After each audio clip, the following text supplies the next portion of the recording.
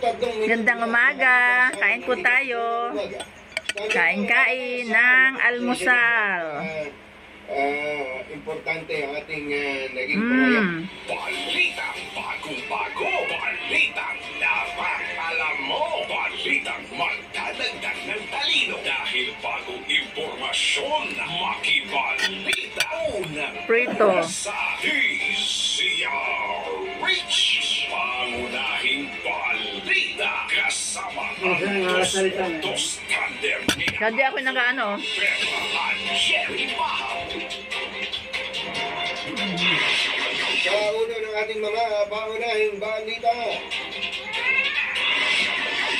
Bibi Sara tumanggi manumpa na magsasabi ng totoo sa Kongreso. Congressman Rodante Marcoleta sinibak na pala sa House Committee on Good Government. Ilang ex-accounts sa Pilipinas at ibang bansa na biktima ng hacking. Dating Mayor Alice Go sinampahan na ng qualified human trafficking. Presyo ng baboy posibleng tumaas kung hindi bibilisan ang pagbabakuna kontra ASF.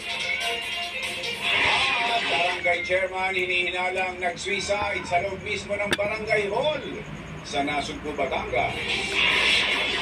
Magandang umaga, Luzon, Visayas at Mindanao. Good morning, Philippines. Hello, world.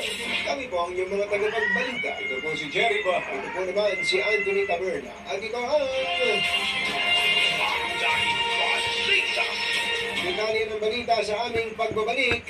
Pagkatapos ng malakas promo, sandali po lamang. Malakas muna tayo.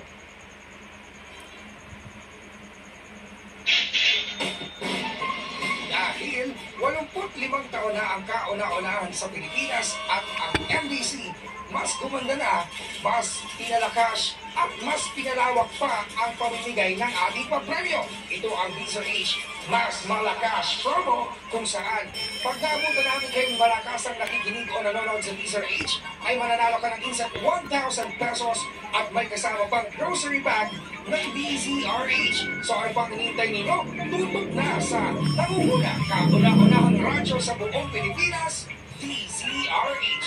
Una sa Pilipinas, una sa Pilipino. Asa na ba ang ating malakas team? Sherwin Alvaro, go, go, go! Dito sa Ongpin, yan dito yan sa Binondo. Kung saan natin ito yung arko, yan yung arko ng Chinatown. Dito abala ng mga nag-susok ng mga dyan na Chinese sa mga... Pakibasa mo nga yan. Tingnan nga natin. Ano ba headline? Ano Ano headline? ba headline ngayon dyan? Pinoy. Pag nagpila sa mga nagsusok sila ng mga dyan. Pero habang nagsusok... Ano top story? Ano top story ngayon dyan? Ano top story sa China? Sir, medyo mahirap pa dahil eh. Di ba basa? Di ba basa? Kaya nakikinig sila sa radyo. Ayun. Report distribution na itong mga dyaryo to. Ito nga mga napaklip ni Kuya Cedric Victoria. Si Kuya Cedric, palagi kang nagtitigot ng dyaryo. Oo, ilang taon na. Almost 25 years. 25 years mo nang ginagawa yung pagkasutok ng mga different section ng mga dyaryo. At ito yung distribution dito rin sa Binondo. Sa Binondo, may mga area. Ako, Santa Mesa area ko. Talagang may mga nagpapasado ng Chinese. Meron. Marami tayo mga Pilipinas Chinese na nagpapasado.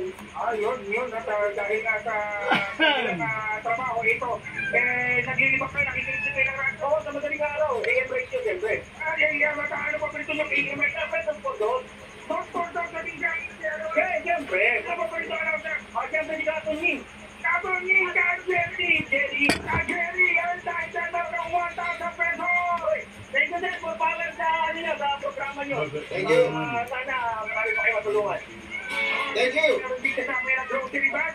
Ang siya na grocery bag at siyempre natin sa extra magsitag sa umbrella. Kaya naman sa mga nagsumanato ng 1,000 pesos sa mutok lang sa DZRH. Baka kaya gusto na natin winner sa Mas Malakas